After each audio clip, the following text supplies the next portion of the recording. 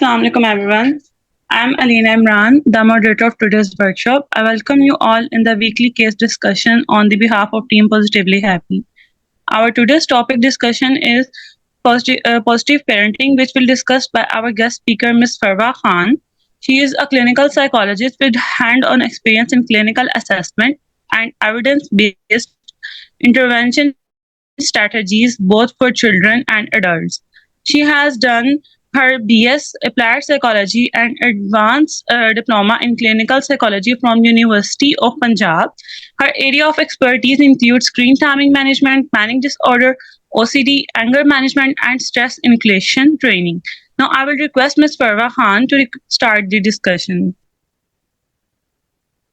Assalamualaikum. Thank you so much, Selena, for having me, and thank you so much for introducing me. So, first of all, I would like to know कि हमारे साथ कौन-कौन है? One by one, can you please introduce yourself? मुझे idea हो कि वालेकुम अस्सलाम. So, who is there? अस्सलाम वालेकुम. वालेकुम अस्सलाम. आवाज आ रही है आपको? अस्सलाम वालेकुम. Am I audible? जी मैम जी. अलीना प्लीज मुझे बताइएगा मेरी आवाज आ रही है? Yes, ma'am, you are audible. Ma'am, maybe उनका कोई इंटरनेट कनेक्शन इशू है. ओके, सिद्रा आप दोबारा ट्राई करो जरा प्लीज. रीजॉइन करके देखो. जी मैम, मुझे आ रही है आवाज. मैं सिद्रा इलियास बात कर रही हूँ फैसलाबाद से, रिफा इंटरनेशनल यूनिवर्सिटी से. मैं पीएचडी कर रही हूँ साइकोलॉजी में. माशाल्लाह. ओके, सो मुझे ये बताइएगा कि आप are you married and having kids? Sorry, बहुत पर्सनल और डायरेक्ट क्वेश्चन है, but I just want to know in my audience कि कितने लोग हैं जो कि पेरेंटहुड को डायरेक्टली एक्सपीरियंस कर रहे हैं. जी मैम, मैं मैरिड हूँ लेकिन बच्चे नहीं हैं अभी मेरे. Okay, thank you so much for sharing. अच्छा, और कौन-कौन है? Who else would like to introduce themselves? अस्सलाम वालेकुम डॉक्टर ज़ैनब. वालेकुम अस्सलाम. मैं शदीद सिंगल हूँ और मेरे घर में इस वक्त 8 बच्चे हैं, तो मुझे तो कोई टिप्स बता दें इनको कंट्रोल करने की और पॉजिटिव रहने की. I can actually relate with you कि मैं भी सिंगल हूँ लेकिन मेरे भी 5 बच्चे हैं. तो हम सब मैरिड हैं, सिंगल हैं, हम सबके इर्द गिर्द बहुत सारे शैतान हैं. तो आई होप कि आप नहीं शैतान नहीं कहते, पॉजिटिव पेरेंटिंग है तो पॉजिटिव वर्ड्स यूज करेंगे. सो मिस फरवा हमें जल्दी जल्दी बता दें कि हमने पॉजिटिव पेरेंटिंग कैसे करनी है, क्योंकि माँ तो हर एक औरत के अंदर होती है. क्या डायलॉग बोले इंडियन मूवीज वाला. So over to you. अच्छा, थैंक यू सो मच. मैं जो है ना आज जो पॉजिटिव पेरेंटिंग पे बात करने वाली हूँ, I would like to do कि हम सबसे पहले ना एक छोटी सी एक्सरसाइज करें. Let's just take 2 minutes and go back to our memories. अपने पास्ट में जाएं, अपनी मेमोरीज में जाएं हम सब, और अपने बचपन की कोई जो है ना मेमोरी के बारे में सोचें. तो I would like to all of you one by one कि आप लोग बताइएगा कि जब आप अपने बचपन के बारे में कुछ सोचते हैं तो आपके जहन में कौन सी मेमोरी आती है. ठीक है, चलेंगे स्टार्ट करते हैं. मैम बचपन तो अब जितनी एज हो चुकी है, मतलब 30s में, तो 9-10 भी बचपन ही लगता है. जैसे हम 9-10 में थे और स्कूल की मेमोरीज हैं. और घर में देखा जाए तो जैसे हम लोग घर आके काम करते थे स्कूल का, और फिर ट्यूशन जाना, वहां से वापस आना, और फिर जब घर में एंटर होना तो खाने की खुशबू, तो पता चल जाता था क्या पका है आज, और जिस दिन राइस बने होते थे इतना खुश होना. तो ऐसी मेमोरीज है और भी हैं, लेकिन ज्यादा जो है. आप मुझे ये बताइएगा मतलब बहुत कि अर्ली एज आप की जब है. अपने चाइल्डहुड को रिफ्लेक्ट करती हैं तो प्लेजेंट मेमोरीज आती हैं या अनप्लेजेंट मेमोरीज आती हैं?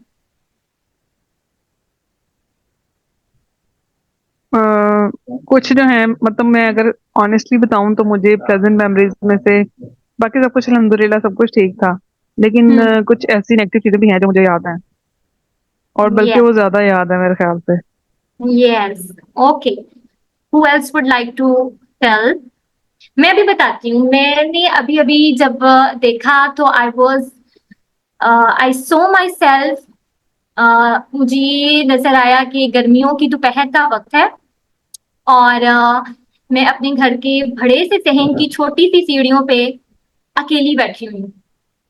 ये मुझे अपनी चाइल्डहुड की मेमोरी अभी जब मैंने रिफ्लेक्ट किया तो मुझे ये नजर आई। और कोई और बताना चाहेगा?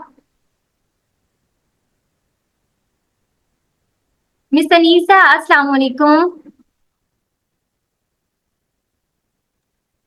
वालेकुम अस्सलाम, क्या हाल है?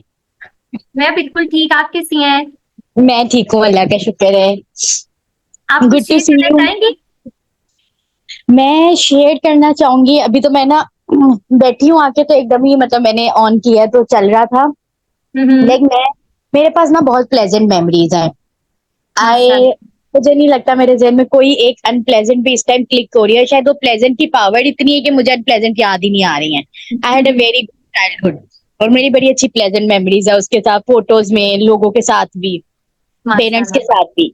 तो शुक्र अल्हम्दुलिल्लाह, आई कुडंट काउंट एनी मतलब नेगेटिव वन टू माशाल्लाह, कोट। चलिए वी हैव वन पर्सन जो हमें दूसरी पिक्चर भी दिखा सकते हैं। हाँ, अच्छा। लेकिन ये कि I am just here to मतलब ये सुनने के लिए कि हम अपनी पॉजिटिव पेरेंटिंग कैसे कर सकते हैं। सिंस हम भी चाइल्ड डिसऑर्डर्स देख रहे हैं, तो हमारे पास पेरेंट्स भी आते हैं, तो कभी कभार किसी अच्छे पर्सन से लर्न करने के लिए मैंने ये जो है ना ज्वाइन किया आज। Thank you so much.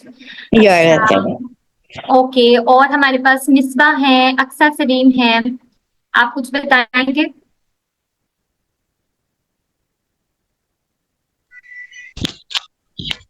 अस्सलाम वालेकुम। वालेकुम अस्सलाम। जी मिसबा, जब आपने रिफ्लेक्ट बैक किया तो क्या मेमोरीज आपको जो है ना आई? मेरी भी बहुत प्लेजेंट मेमोरी थी बचपन में। हम्म। और जब मैंने रिफ्लेक्ट किया तो मुझे जो मेमोरी आई वो ये थी कि मैं अपनी बड़ी बहन के पास बैठी थी। हम्म, ठीक है। वो इस तरह करती थी कि छोटे होते हुए वो मुझे समटाइम किसी चीजों पे तंग किया करती थी, और अब मुझे हंसी आती है। हम्म। वो लाइक इस तरह से था कि उनके हाथ पे मैप बना हुआ था पाकिस्तान का। हम्म। तो मैंने उनसे पूछा, ये आपने कहाँ से बनाया है? हम्म। तो उन्होंने मुझे कहा कि मैंने इंक लगाई और मुट्ठी बंद कर ली तो मैप बन गया। हम्म। हाँ। तो ये चीज मैं अब सोचती हूँ तो मुझे बहुत अच्छा लगता है कि तब मैंने फिर अपने हाथ पे लगाई, बंद की, तो वो मैप नहीं बन रहा। बस ओके, इसी तरह की मेमोरीज जी, ये ठीक अभी है। मुझे आई। जी। Okay, thank you for sharing that. चंका। ऑल राइट, हमारे पास है अलीना है। अलीना, आप बताइएगा। अलीना खान को नहीं, मैं कह रही हूँ, I know you are the moderator. Alina, अगर आप भी बताना चाहो तो मोस्ट वेलकम। मैम एक्चुअली मेरा नेगेटिव एक्सपीरियंस ज्यादा है थोड़ा, इसलिए मैं भी। जैसे मेरा भी नेगेटिव एक्सपीरियंस था, आई शेयर दैट कि मैंने देखा दोपहर का वक्त है और मैं अपने घर के सहन में बिल्कुल अकेली बैठी हुई हूँ। तो आप शेयर कर सकती हैं। हम यहाँ पे कोई किसी को जजमेंट पास नहीं करने वाला कि अच्छा कौन कैसा, और इस तरह से we all are here to learn something. तो एक दूसरे के एक्सपीरियंस को जान के हम नॉर्मलाइज ही फील करते हैं, कोई जजमेंट पास नहीं होगी। So feel secure. Thank you so much ma'am. But मेरा जो उनसे ज़्यादातर एक्सपीरियंस रहा है वही रिगार्डिंग स्टडीज़ के, क्योंकि मुझे बहुत शौक था मतलब एजुकेशन का, और मैं अपनी फैमिली में से फर्स्ट पर्सन हूँ, मतलब फर्स्ट लड़की हूँ जिसने मतलब इतनी यूनिवर्सिटी लेवल तक गई है। तो एक प्रेशर भी था कि मतलब पेरेंट्स ने इतना इन्वेस्ट किया आपके ऊपर, तो आपने उनकी जो उम्मीदें हैं उन पे पूरा उतरना है। लाइक एटलीस्ट उनको मतलब पोजीशन नहीं ले सकती तो एटलीस्ट 90% से या 80% से ऊपर रहना। तो इस चीज की थोड़ी होती थी, टेंशन होती थी। तो इस चक्कर में थोड़ा लाइफ को थोड़ा एंजॉय भी नहीं किया क्योंकि स्टडीज इशू था। सो इसलिए बस मेरा ध्यान इन्हीं चीजों में रहा है। तो ये काफी थोड़ा डिप्रेशन में भी रहे हैं, क्योंकि मैट्रिक के रिजल्ट में मेरे मार्क्स काफी अच्छे आए थे बट इंटर में उतने नहीं आ सके। और जो उनसे था, मेरा माइंड था कि मैं एमडी कैट दूं, बट स्टिल अल्लाह ताला के फैसलों को कौन टाल सकता है। तो मेरा एमडी कैट क्लियर नहीं हुआ। So I was very depressed in those days. तो फिर उसके बाद फिर मेरी फ्रेंड ने मुझे कॉल की कि तुम ना इस तरह से ये डिग्री है, तुम्हें इसमें चीज में काफी इंटरेस्ट है, एनवायरमेंटल साइंस उस टाइम था। तो शी सजेस्ट मी कि तुम जाओ और उसमें बस ना अपना फिल आउट कराओ फॉर्म।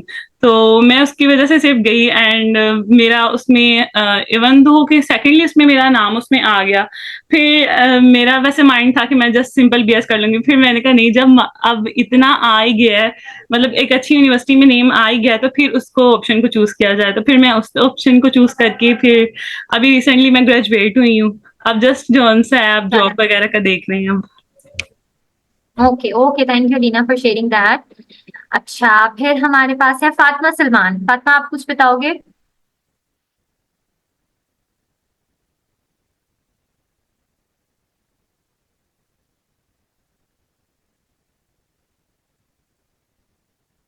Fatima, you there? अच्छा, नेक्स्ट हमारे पास है किंजा।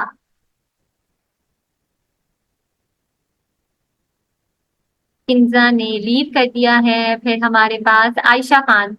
आयशा, आपने जब रिफ्लेक्ट किया, अपनी पास्ट में गई, अपनी मेमोरीज को एक्सप्लोर किया, तो क्या देखा अपने बचपन को? कैसा पाया अपने बचपन को?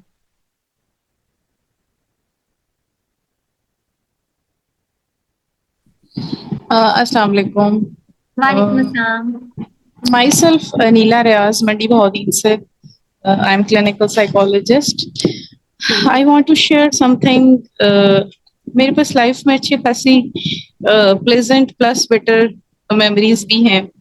सो अभी जब मैंने इसको रिफ्लेक्ट किया और मैंने रिकॉल किया चीज़ों को, तो एक जो बात मैं बड़ी इसको शेयर करना भी चाहूंगी कि हम मोस्टली अपने बच्चों के साथ भी ये करते हैं जहाँ से प्रॉब्लम क्रिएट होते हैं, problems. So the thing is कि एट दैट टाइम मेरी sister, we have I have one sister, और वो मुझसे काफी बड़ी हैं, 10-12 साल मुझसे बड़ी हैं। तो मुझे ये याद आया कि एक टाइम पे उनको किसी बात पे गुस्सा था और वो फ्रस्ट्रेटेड थी। मुझे नहीं पता तब क्या इशू था उनको, और तब मैं बहुत छोटी थी। तो मुझे उन्होंने कोई किचन में कोई काम करने को कहा। उन्होंने शायद मुझे कहा कि चेक करके आओ कि आलू बॉयल हो गए। और मैं किचन में गई और मैंने वो चेक किए। तो तब मैं इतनी छोटी थी कि मुझे बॉयल का भी नहीं पता था क्या होते हैं। मुझे लगा शायद पानी बॉयल हो रहा है तो इट मीन्स कि बॉयल हो गए। तो मैं वापस आके उनको बताया कि हाँ बॉयल हो गए हैं। और जब वो किचन में गई और उन्होंने वो देखा तो वो बॉयल नहीं हुए थे। और पता नहीं, मुझे नहीं पता कि वो किस बात पे इतनी ज्यादा फ्रस्ट्रेटेड थी एट दैट टाइम, लेकिन वो प्रोजेक्शन हुई मुझ पे और वो उन्होंने मुझे बड़ी बुरी तरह से उस पे टॉन्ट किया और मुझे बड़ा मतलब शायद मुझे कोई थप्पड़ भी मारा। मैं एग्जैक्टली उस चीज को याद अभी भी जब करती हूँ तो मुझे बड़ा दुख भी होता है कि समटाइम्स हम अपने इमोशंस को प्रोजेक्ट करते हैं कहीं ना कहीं अपने बच्चों के ऊपर। और बच्चे उस वक्त इस काबिल भी नहीं होते कि वो हमारी फीलिंग्स को समझ सकें कि हम ऐसा क्यों कर रहे हैं, लेकिन वो कहीं ना कहीं लर्न कर लेते हैं। हम लोग बीइंग अ चाइल्ड, हमारे अंदर भी ये चीज आती है कि जब भी हम फ्रस्ट्रेटेड हों और किसी और से कोई गलती हो तो हमने वो अपने इमोशंस जो हैं वो उसके ऊपर डाल देने। सो ये एक बड़ी अलार्मिंग सिचुएशन है जो कि अभी भी हम भी समटाइम्स बीइंग अ पेरेंट्स या हमने अपने इर्द गिर्द देखा है कि ये चीज प्रैक्टिस में है, जो मुझे लगता है कि बहुत बैड इम्पैक्ट जाता है बच्चों की पेरेंटिंग इसके हिसाब से। बिल्कुल सही अनिला, बिल्कुल सही आप कह रही हैं। और हम जो मैंने आज स्टार्ट यहाँ से लिया, मैं उसका रैशनल भी आपको बताती हूँ कि जैसे हमने तकरीबन 8 लोगों ने अपनी चीजें बताई, इंक्लूडिंग मी 9 लोग हो गए। सो आउट ऑफ 9, 7 लोगों ने जब अपनी चाइल्डहुड को रिफ्लेक्ट किया तो बिटर मेमोरीज जो हैं वो भी साथ में आ रही थी। तो ठीक है, वो हम जो एक ग्रे शेड्स होते हैं ना कि अच्छा सब कुछ अच्छा या सब कुछ बुरा नहीं होता, बीच की चीजें भी होती हैं, दोनों तरह की होती हैं। हम जरा आज उस साइड पे नहीं, हम उससे हट के बात करेंगे कि ऐसा क्यों है कि एक बचपन, जब आप अपने बचपन को याद करते हो तो आपकी अनप्लेजेंट मेमोरीज या आपकी बिटर मेमोरीज जो हैं वो आपको नजर आती हैं। आप उनमें बाज दफा ऐसा भी होता है, जैसे किसी एक ने मेंशन किया, आई थिंक मिस अनीजा ने ही, she is because I know how, she is a very very optimistic person. तो मैं जज नहीं कर रही हूँ, हर इंसान के अपने अपने एक्सपीरियंसेस होते हैं। तो बाज दफा ऐसा होता है कि लेटरहुड हम चीजों को अडॉप्ट करना शुरू कर देते हैं अच्छी चीजों को, हेल्दी चीजों को, तो फिर हम अपने पास्ट में से निकल आते हैं। वो वाला पास्ट जो कि कहीं ना कहीं हमारे लिए ट्रिगरिंग था, हमारे लिए अपसेटिंग था, हमारे लिए अनप्लेजेंट था। तो अपनी पेरेंटिंग को यहाँ से स्टार्ट करना, बजाय कि आपको मैं बताऊं कि आप लोगों के इर्द गिर्द जो अपने बच्चे हैं, या आप किसी भी तरह से डायरेक्टली या इनडायरेक्टली किसी बच्चे के साथ इन्वॉल्व हैं उसके पेरेंटिंग में, हमें लगता है कि शायद शुरुआत वहां से करनी है कि मेरे पास अब बच्चा आ गया है और मुझे देखना है कि मुझे इसके साथ किस तरह से चलना है। रिसर्चेस हमें ये बताती हैं कि आपकी पेरेंटिंग का रिलेशनशिप आपके पास जब बच्चा आता है वहां से स्टार्ट नहीं होता, जब आप बच्चे थे वहां से एक्चुअली सारी चीजें स्टार्ट हो रही होती हैं। क्यों?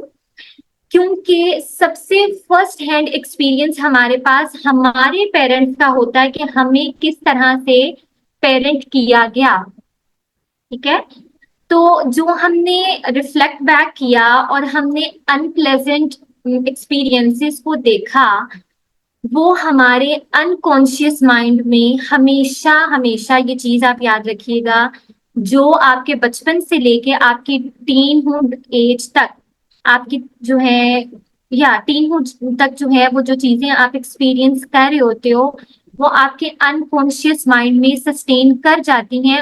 और मोस्टली केसेस में आपको नहीं पता होता कि आपके जो रिएक्शंस आ रहे हैं, आप चीजों को जिस तरह से बिहेवियरली लेके चल रहे हैं, वो उन चीजों की मैनिफेस्टेशन है जिस तरीके से आपको पेरेंट किया गया था। तो अगर अगर आपका अपने पेरेंट के साथ एक जो पेरेंट चाइल्ड रिलेशनशिप होता है और आपकी जो अटैचमेंट डेवलप होती है, अगर वो अनसपोर्टेड रही है, अगर वहां पे इनसिक्योरिटीज थी, लैक ऑफ इमोशनल सपोर्ट थी, तो अकॉर्डिंग टू द रिसर्चेस आप वही चीजें अपने बच्चों के साथ कर रहे होते हो। इवन ये चीज भी देखी गई कि जब जैसे मैं हूं, अगर मेरे साथ जो उनसे चाइल्डहुड एक्सपीरियंसेस थे, जिंदगी में ना कहीं ये जरूर मैं सोचती भी हूँ अगर, और जब मैंने पढ़ा भी तो I could relate with that statement, कि मैंने जिंदगी में ये चीज जरूर सोची और अभी भी मैं सोचती हूँ कि मेरे साथ जो फलानी फलानी चीज हुई, जो XYZ रूल मेरे साथ अप्लाई किया गया, वो बहुत ही इलॉजिकल था, वो बड़ा बेतुका सा था। जिंदगी में कभी मुझे ये मौका मिला, मैं जब अम्मी बनी तो मैं अपने बच्चों पे ये नहीं रूल अप्लाई करूंगी।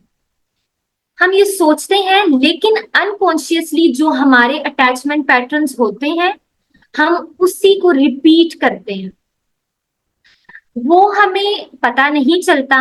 और बाज़ दफा कहीं ना कहीं पता चल जाता है, क्योंकि मेरे पास अभी जिन लोगों ने ज्वाइन किया हुआ, I don't know some people personally, तो जो साइकोलॉजी के बैकग्राउंड से हैं या फिर इस टॉपिक के मुतालिक लेक्चर्स वगैरह को, या कोई भी आपका पॉडकास्ट होता है, इंटरव्यू होता है, उन चीजों को, वीडियोस वगैरह को देखते सुनते रहते हैं, तो आई डू एक्नॉलेज कि वो कहीं ना कहीं उन चीजों को इम्प्लीमेंट करने की कोशिश कर रहे हैं और शायद सक्सेसफुली भी कोशिश उनकी हो पा रही है।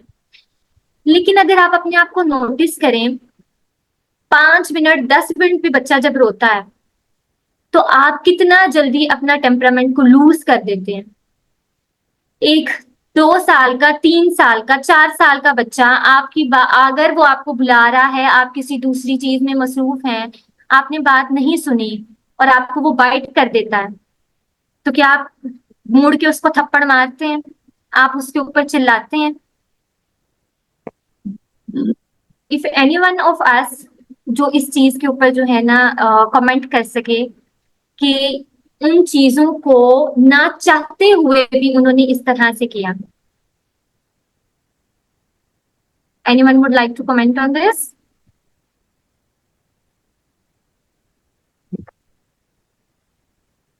क्या सबने ज्वाइन करके तो छोड़ दिया हुआ है? मैं खुद नाम लेती हूँ। जी मैम, नहीं जी मैम, जी सिद्रा प्लीज। हाँ जी ऐसा होता है मैम। जैसे मेरी देवरानी के 2 बच्चे हैं, सामने ही रूम में रहते हैं, तो उनके साथ काफी मेरी अटैचमेंट है। लेकिन जब छोटा बेटा था ना, तो वो जब बड़ा बेटा उसको मारता था ना, एक दफा ऐसा हुआ कि मैं कमरे में ही उसको मार रहा था, और मेरे से कंट्रोल नहीं हुआ, अदरवाइज मैं उससे बहुत प्यार करती हूँ, मैंने कभी नहीं उसको मारा था, लेकिन मैंने उसको 2 थप्पड़ इकट्ठे लगा दिए कि उसने छोटे को क्यों मारा है। हम्म। यस, दिस इज तो बाद में मुझे अफसोस हम भी बहुत हुआ, सोचते लेकिन नहीं वो है, बस हम ऐसे जैसे। सॉरी सिद्रा, मैंने आई थॉट कि आपकी बात कंप्लीट हो गई है, प्लीज अपनी बात कंप्लीट करिएगा।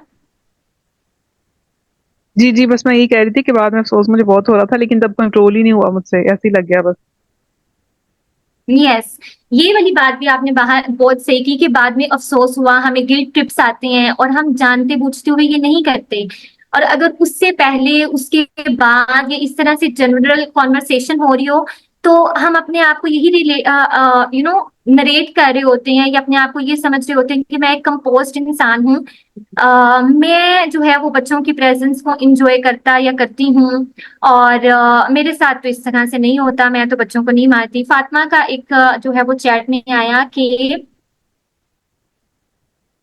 अच्छा, जो ना बोलना चाहे वो चैट में भी बता सकता है कभी कभी बहुत कम। ओके, दैट्स वेरी गुड कि कभी कभी होता है या बहुत कम होता है। अच्छा फातिमा, मैं ना इस पे ये कमेंट करूंगी, ऑल्दो जजमेंट नहीं है, लेकिन 7 साल तक के बच्चे के ऊपर मारना तो क्या, सख्ती करना भी मुकम्मल तौर पे मना है। सिंस मैं यहाँ पे अपने रिलीजन को भी कोट करूंगी और जो मेरा प्रोफेशन है वो तो हम लेके चलेंगे। आप सबने ये बात सुनी होगी, ये हदीस सुनी होगी कि हमारी जो दीन है, हमारा जो इस्लाम है, उसका एक बहुत बहुत इम्पोर्टेंट फैक्टर है नमाज का पढ़ना, which is very very significant. हदीस में ये आता है कि अगर तुम डूब भी रहे हो और अजान की आवाज सुनो तो नमाज की नियत कर लो, विच शोज द सिग्निफिकेंस कि ये कितनी अहम चीज है। लेकिन इस अहम चीज को भी इम्प्लीमेंट करने में हमें क्या मिलता है, कोई कुछ बताएगा कि कब इसको इम्प्लीमेंटेशन के हमने कराना होता है, when we are suppose to tell the child कि आप नमाज की तरफ आओ। अस्सलाम वालेकुम जी। 7 साल के बाद हमें इस पे बात अमल कराने थैंक यू सिखाना है, थैंक आफ्टर 7 years। यस, यहाँ से हमें पेरेंटिंग की एक टिप मिलती है कि 7 साल तक एक ऐसी चीज जो कि हमारे लिए इतनी अहम है, इतनी अहम है, आप डूब भी रहे हो, अजान की आवाज सुनिए तो नमाज की नीयत कर लो। ठीक है, हमने जब मरना है कब्र में, सबसे पहला सवाल नमाज का होना है। ये वाली चीजें मैं सिर्फ सिग्निफिकेंस को शो करने के लिए बता रही हूँ। तो नमाज जैसी चीज के लिए भी 7 साल की उम्र तक का वेट करना है। और उसके बाद एक एडिशनल चीज है कि बच्चा नहीं पढ़े तो दैट्स ऑल राइट, सख्ती से किस उम्र में जाके कहना है? 10 years। जब 12 years का हो जाए तब, after 12 years। Sorry, after 12 years, जब 12 साल का हो जाए, then we regard him or her as an Islamic adult। फिर हम उस पे सख्ती कर सकते हैं, लेकिन फिर ये भी कि उसके मुंह पे नहीं मारना। Yes yes. अच्छा, मुख्तलिफ जो है ना वो इस पे हैं, जिसमें मैं एग्जैक्ट एज नहीं, मैं एज रेंज को बोल दूंगी कि 10 से लेके 11 भी आता है और 12 भी आता है। ठीक है जी, 9 भी कहते हैं कि 9 पे भी आप थोड़ी सख्ती थोड़ी सी स्टार्ट 9 करना भी आप शुरू कर कर सकते देते हो। हैं। यस, तो वो थोड़ी सी बात लंबी होगी फातिमा आपकी वाली बात पे कि कभी कभी वाली भी मैं इसको, अब यहाँ से आई थिंक कि आपको आपकी बात का जवाब मिला होगा कि 7 साल की उम्र तक सख्ती से मना है। अच्छा, यहाँ से एज की जो हमने बात स्टार्ट की, जब हम डेवलपमेंटल एज की बात करते हैं तो आप अपने बच्चों को ना 3 एज पीरियड में डिवाइड कर लें। पहला एज पीरियड आता है 0 से लेके 7 साल तक, फिर 8 से लेके 13 और फिर 13 से ऑनवर्ड। यहाँ पे आपने जो है ना वो डिफरेंट मोडेलिटीज को या जो पेरेंटिंग टिप्स हैं उनको देखना है। अब मैं वापस जाती हूँ उस चीज पे जहाँ से हमने स्टार्ट किया था कि मेरे पास जो है वो 2 साल का नन्हा सा बच्चा है, 3 साल का प्यारा सा बच्चा है। वैसे प्यारे तो सारे ही होते हैं, लेकिन मदर आती है और वो मुझे कहती हैं, एक मदर 2.5 ईयर बच्चे की मदर की स्टेटमेंट मैं आपको बताती हूँ, ये मुझे बहुत ज्यादा टफ टाइम देता है, ये मुझे जिच कर देता है। आप अल्फाज सुन रहे हैं कि 2-2.5 साल का बच्चा आखिर ऐसा क्या करता है जिसको टफ टाइम कहा जा रहा है, जिसको जिच करना कहा जा रहा है। एक मदर की स्टेटमेंट ये भी है कि मुझे तो ना इसने जलील कर छोड़ा है। आई डोंट नो कि ये आउट ऑफ फ्रस्ट्रेशन ये सारी स्टेटमेंट्स निकलती हैं।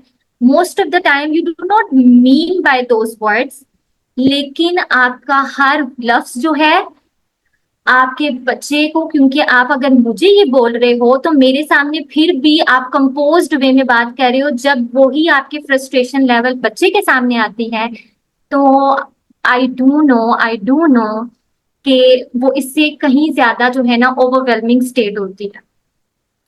रिसर्चेज हमें ये बताती हैं कि एक वो बच्चा जो कि इमोशनली, जिसके सामने सख्ती से बात भी की जा रही है ना, जोर जोर से येलिंग वाली जो चीज है, जोर जोर से बोलना, सख्ती से बोलना, उसके माइंड की जो है ना, जो न्यूरोलॉजिकल स्टडीज की गई कि उसके अंदर, और एक वो बच्चा जो कि इस तरह के इन्वायरमेंट से, डिफरेंट तरह के इन्वायरमेंट में रहा है, उनकी ब्रेन स्ट्रक्चर जो है, जिनको हम रीड कर सकते हैं, जिनको हम पढ़ सकते हैं, वहां पे एक सिग्निफिकेंस डिफरेंस आता है।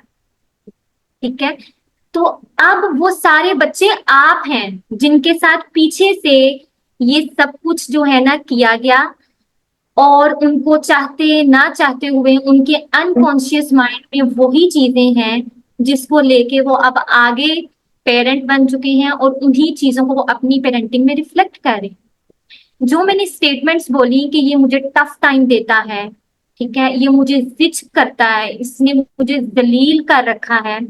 रिसेंटली मैं एक टिपिकल बच्चा ही था, उसकी मदर के साथ जो है ना वो सारा टाइम पीरियड गुजरा, और वो बच्चा अभी 10 या 11 साल का है। और रिसेंटली जो मेरा अभी मोस्ट रिसेंट सेशन हुआ, शी टोल्ड मी कि उसके अब्बा ने उसको बहुत ज्यादा मारा।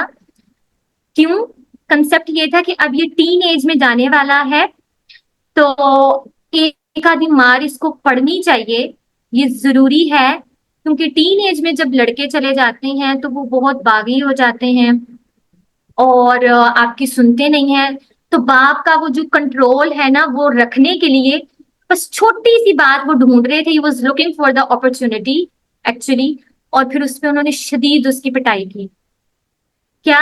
सिर्फ और सिर्फ पेरेंटिंग का कंसेप्ट है कि पेरेंटिंग इस तरीके से करनी है। क्यों? क्योंकि उनके साथ उनके वालिद ने यही चीज की। ठीक है, तो जो मैंने स्टेटमेंट्स बोली और अब जो मैंने इंसिडेंट जो है वो आपके साथ शेयर किया, उसका मकसद सिर्फ ये है कि हम ये सारी चीजें आउट ऑफ आवर एंजाइटीज कर रहे होते हैं। हम बच्चे को जिस अपने बिलीफ सिस्टम से, जिस लेंस से देख रहे होते हैं, वो हमारे बैकग्राउंड से आ रहा होता है।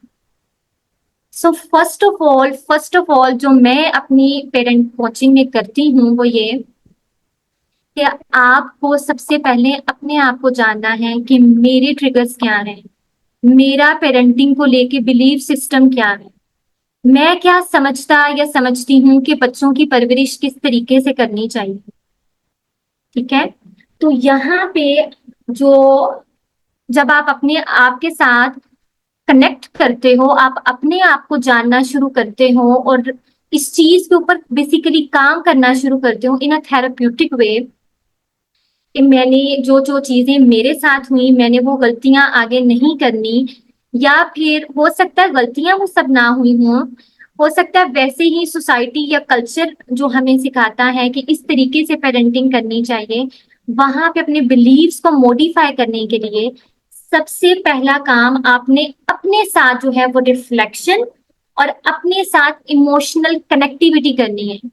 अब इमोशनल कनेक्टिविटी जब तक आप अपने साथ, अब एक मदर जो ये कह रही हैं कि ये मुझे जलील कर देता है, उसका मतलब ये है कि वो अपने बच्चा जो उस टाइम वो हरकतें कर रहा है, जो बिहेवियर वो मैनिफेस्ट कर रहा है, जिस लेंस से, जिस परसेप्शन से उस बिहेवियर को देखनी है, उसकी डेफिनेशन उनके मुताबिक वो जलालत में जो है ना वो शामिल होती है। ठीक है, और वो कर क्या रहा है?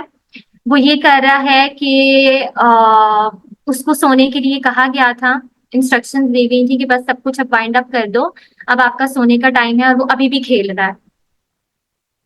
ये अगर वो अभी भी खेल रहा है, वो बिस्तर पे नहीं गया सोने, तो ये जलालत है, ठीक है। इसी तरह जो मैंने मदर का टफ टाइम वाला, जब व्हेन आई एक्सप्लोर्ड दैट, तो वहां पे क्या था कि मैं रात को